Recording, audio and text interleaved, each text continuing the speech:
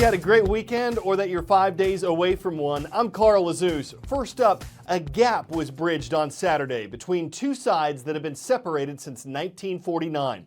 The bridge was a handshake. The two sides are China and Taiwan. Chinese President Xi Jinping and Taiwanese President Ma Ying-jeou met in Singapore. It was seen as neutral ground for two areas that have been rivals for decades. Both Asian leaders sounded positive in the public statements they made about their meeting. They both say they want to improve their relationship. But there's a complication. Some Taiwanese protested against President Ma's meeting with his Chinese rival. Taiwan has an election coming up between one candidate who supports the meeting between the two sides and one who opposes it. So what happens in the January vote could affect China and Taiwan for years to come.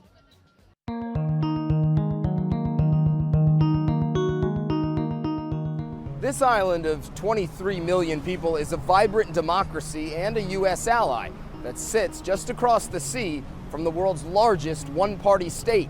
I'm Matt Rivers in Taiwan, officially known as the Republic of China. And I'm Stephen Zhang in Beijing, the capital of what's officially known as the People's Republic of China. It's been called that since 1949, when the communists here won a civil war, forcing the previous government to flee to the island of Taiwan. Both sides set up their own governments, each claiming to be the only legitimate rulers of the entire Chinese territory.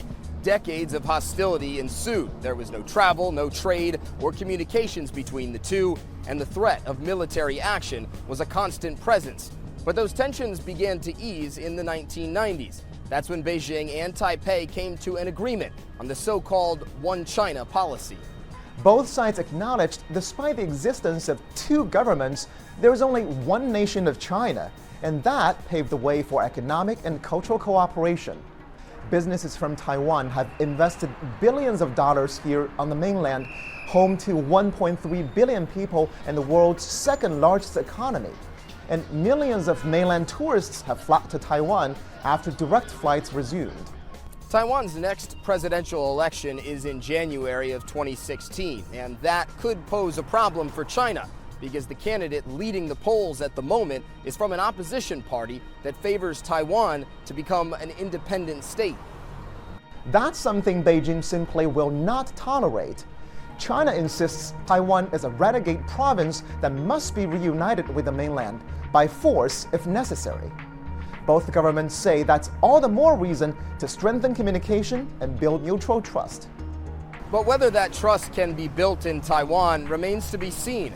Many people here are wary of the growing influence of their massive neighbor just across the straits, fearful that their unique way of life cultivated over the last 6 decades may be under threat.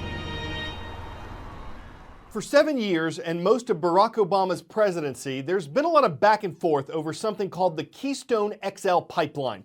It would have been an oil pipeline carrying more than 800,000 barrels of petroleum every day from Canada to oil refineries in the U.S. Gulf Coast. But President Obama announced on Friday that it won't be built, at least not under his watch. Republicans spoke out against the decision, saying it prevents thousands of jobs from being created and eliminates a boost to the U.S. economy. Democrats support the decision, saying it won't create many permanent jobs and that it could hurt the environment. They see oil as a dirty fuel. The U.S. State Department doesn't think the pipeline would have been bad for the environment, but the president named the climate as part of the reason for his decision. President Obama rejected the Keystone Pipeline, saying the Canadian project would have sent the wrong message to the world on the issue of climate change. The president accepted the recommendation of Secretary of State John Kerry, whose department analyzed the project for nearly 7 years. Mr. Obama acknowledged Keystone had become embroiled in politics, as Republicans said the project would have created U.S. jobs, while Democrats argued an approval from the White House would have been a damaging defeat in the battle against global warming. In the past, the president had said he would turn down the pipeline if it could contribute to climate change, something his own State Department concluded would not occur. Not surprisingly, though, the president sided with his own party. Here's what he had to say. America's now a global leader when it comes to taking serious action to fight climate change. And frankly, approving this project would have undercut that global leadership. And that's the biggest risk we face. Not acting. The president will now take that message to the upcoming Global Climate Summit in Paris in a few weeks. White House officials say it would have been very difficult for President Obama to go to that summit, having approved the Keystone Pipeline project. Both the company behind Keystone, TransCanada, and the Canadian government expressed disappointment in the president's decision. Jim Acosta, CNN, the White House. Some of our viewers in Southern California saw it on Saturday night, a bright white light streaming across the sky. Some folks alerted police, others speculated it was a meteor or aliens. Nope. The U.S. Navy says it was testing out a missile. According to the military, it had been planned in advance. It was a test missile flight launched from a submarine named the USS Kentucky. The weapon itself was not armed, so it couldn't blow up even if it had hit something. Los Angeles International Airport was aware of the test and says it'll be keeping flights away from the area until Thursday when these military tests wrap up.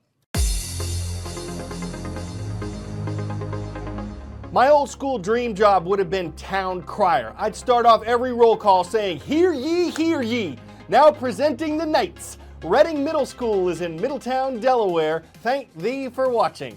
We're posting a notice about Underwood Public School. The comets are soaring across Underwood, North Dakota, and we hereby proclaim our viewers in Wetaskiwin, Alberta.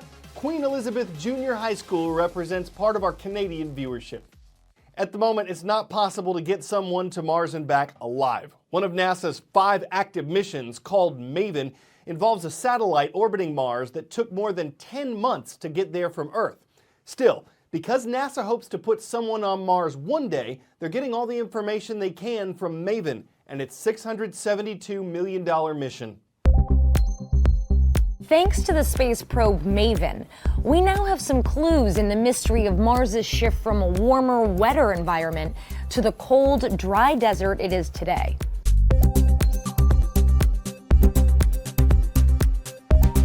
MAVEN has been exploring Mars's atmosphere since 2014, and one of its main goals is to figure out how and why it got so thin. This low-pressure, thin atmosphere, comprised mostly of carbon dioxide, would prevent fresh water from being present because it would boil at 10 degrees Celsius or 50 degrees Fahrenheit. On Earth, it boils at 212 degrees Fahrenheit. And now, NASA scientists think they know the culprit: solar winds. They observed massive amounts of ions and gases escaping during solar bursts, like coronal mass ejections. Since the sun would have been incredibly active in its infancy, the prevalence and strength of these bursts could have had a tremendous influence on the evolution of the Martian environment and the thinning of the atmosphere. Scientists also observed a unique type of aurora called a diffuse aurora in the planet's northern hemisphere. Auroras occur when particles collide with the planetary atmosphere along electromagnetic fields. They're not uncommon. In fact, they've been observed above all planets with a substantial atmosphere, even some moons. But the aurora seen on Mars was at the lowest altitude observed on any planet. The unique characteristics of this aurora versus those observed on Earth may be determined by the very different magnetic field configurations of the two planets. As NASA gears up to send astronauts to Mars in the 2030s, they hope to gain further insights into the red planet's past, so we can better prepare ourselves for these future missions. You might have visited a corn maze last month. It's kind of a fall tradition in many parts of the U.S. This expands on the idea. It's a balloon maze, almost 6,500 square feet of inflatable misdirection. More than 80,000 balloons. The builders say it took 3 days to inflate them and arrange them, and that this is the biggest maze of its kind. It's part of an international balloon conference in Belgium. You really have to see it to know it's not balloony, and even when you do, it looks like a stretch that someone would get such an inflated idea as to float such an airy possibility and not be full of hot air. Whenever anyone gets lost, though, you better hope they're not on pins and needles. Their escape could sound a lot like pop music. CNN Student News hopes to see you Tuesday.